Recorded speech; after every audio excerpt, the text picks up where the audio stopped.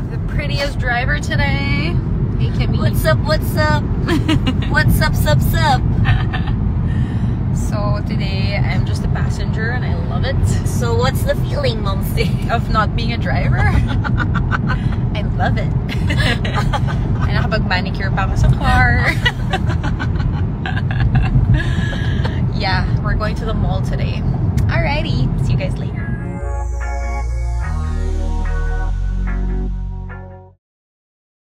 Napakasaya nga ngayon ng magkakaibigan na ang Becky na sina Angelica Panganiban, Bella Padilla at Kim Chiu. Nagkita-kita nga ang magkakaibigan dito sa Los Angeles. Masayang-masaya naman nga itong si Bella Padilla na ito nga daw si Kim Chiu ang kanyang driver. Sila nga ang magkasama at makikipagkita nga ang dalawang ito dito kina Angelica Panganiban at ilan sa kanilang mga kaibigan. Ibinahagi nga ni Bella Padilla ang video na habang nagdadrive itong si Kim Chiu dito sa Los Angeles. Makikita nga dito na napakasaya ni Kim Chiu sa kanilang pagkikita ni Bella Padilla. Ito ngang sina Angelica Panganiban, Greg Homan at ang kanilang anak na si Baby Bean ay dito na nga nag-celebrate ng Christmas sa US. Napakasaya nga nitong sina Angelica Panganiban na masayang nag-celebrate ng Christmas dito. Dinalaw din kasi nila ang ilan sa kanilang mga kaanak dito sa US. Dito na nga rin sila nagkita ni Bella Padilla at Kim Chiu.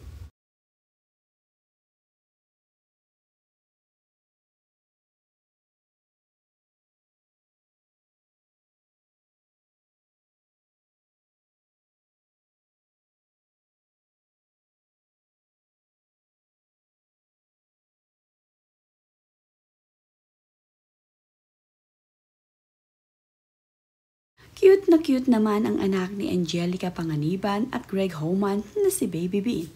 Nakasuot nga ito ng red dress noong Christmas. Tapat na nga nito ang Jordan rubber shoes. Masayang-masayang nga itong si Baby Bean na kasama siya dito sa US ng kanyang mommy at daddy. Kasama nga rin nila ang kanyang ninong na si Derek Andoy. Madalas ngang kasama ni Angelica Panganiban at Greg Homan itong si Derek Andoy dahil malapit na malapit ito sa kanila. Cute na cute naman talaga itong si Baby Bean sa kanyang suot-suot na headband.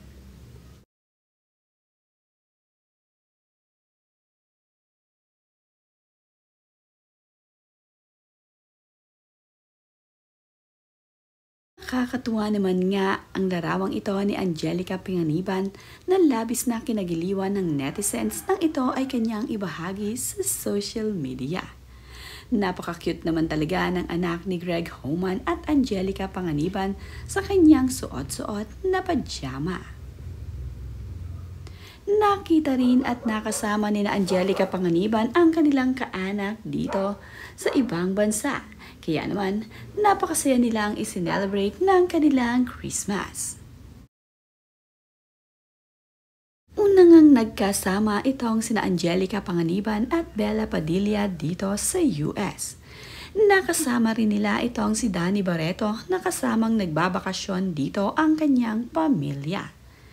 Masayang-masaya naman nga itong si Bella at Angelica sa kanilang muling pagkikita.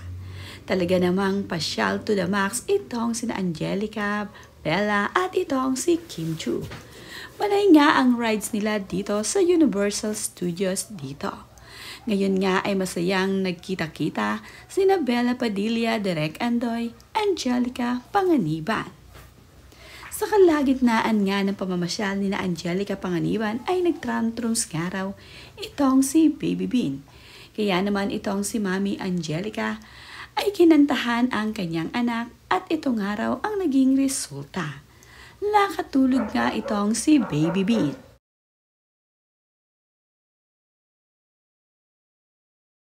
Sinulit naman nga ni Angelica Panganiban, Bella Padilla ang kanilang pamamasyal dito sa Universal Studio. Kahit nga mahahaba ang kanilang mga pila ay talaga namang nag-aantay sila. Sulit na sulit nga ang pagpunta ni Bella Padilla, Angelica Panganiban, Kim Chiu, Direk Andoy dito sa US. Nagkasama-sama nga ang magkakaibigan at nagka-bonding. Ganito nga kasaya itong si Direk Andoy habang siya ay umiinom ng kanyang kopi. Ganon din itong si Angelica Panganiban na ibinahagi sa social media ang kanyang iniinom na kape habang natutulog ang kanyang anak na si Baby Bean.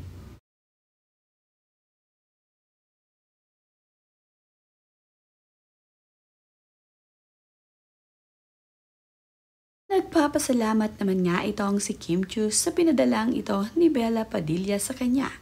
Pinadalan nga raw siya ng breakfast ng kanyang BFF. Habang nandito nga sa US, itong sina Angelica Panganiban ay inililibot nila ang kanilang anak na si Baby Bean dito sa mga pasyalan.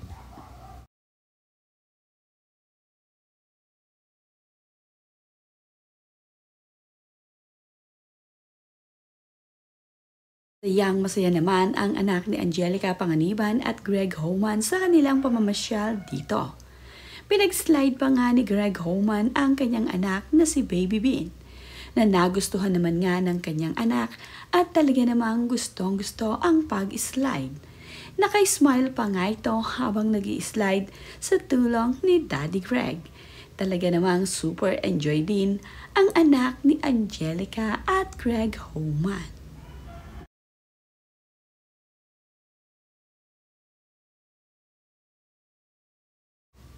Ayon nga dito kay Angelica Panganiban ay nagpunta nga daw sila sa museum na ito para sa kanilang anak na si Baby Bean.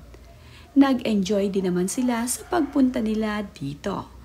Para nga dito kay Baby Bean ay gagawin lahat ni na Greg Homan at Angelica Panganiban upang mapasaya ang kanilang anak. Tuwang-tuwa naman itong si Baby Bean sa kanyang nakitang ibon dito sa kanilang tinutuluyang hotel. Naaliw nga siya dito.